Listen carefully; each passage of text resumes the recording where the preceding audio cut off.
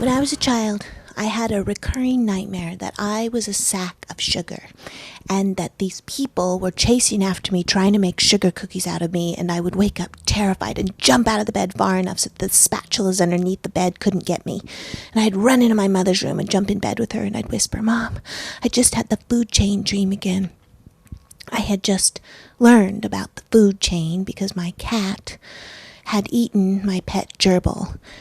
Gerbils are very low on the food chain. That's how my dad explained it to me, but I don't think they have nightmares about it or anything. I wasn't very comforted to know that we were basically at the top end of this circle, because I didn't really understand how you could be at the top of a circle. But my mom always made me feel a little bit better about it and sent me back to bed and told me not to worry about those food chain dreams any longer. The day my mom died, this woman that was helping us out, had brought us lunch, and she had brought us baked potatoes and bacon bits, and we were all sitting around eating our baked potatoes and bacon bits and watching my mother sleep. And I wondered what someone who's dying dreams of, and is it different from disease to disease, or someone just living and thereby dying? I don't know. We were all watching her breathe slowly, and my brother said, I think she's really dying. And so we all put down our baked potatoes and bacon bits, and I, being the youngest, climbed in bed with her and under the covers, and I held on to her tightly and whispered, "Don't leave me." But she breathed out,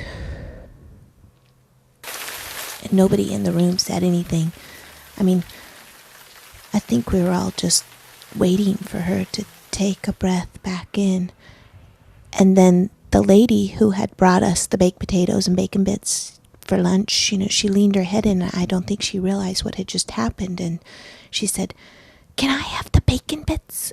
And my brother sort of absently handed her the bacon bits, and she said, "Thanks."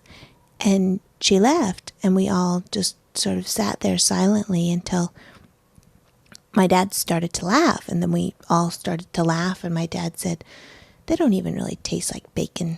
They taste like shit." That's the only time I ever heard my dad swear.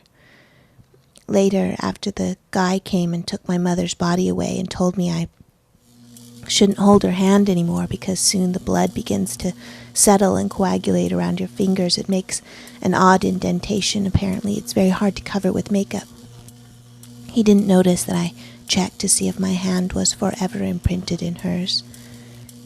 Even later, though, still the same day, although you'd never really know it, my sister was humming that Peggy Lee perfume song, and I started singing, "Bring home the bacon, fry it up in a pan, and never ever let you forget you're a man, 'cause I'm a woman." I love that song. Anyway, my nephew was born 3 weeks later on Mother's Day. We're all there watching as my sister was screaming, and then she gave birth to this blob of goo, and I watched as this little blob took in that breath that my mother had breathed out. And he suddenly turned into this being, and I realized how you could be at the top of a circle.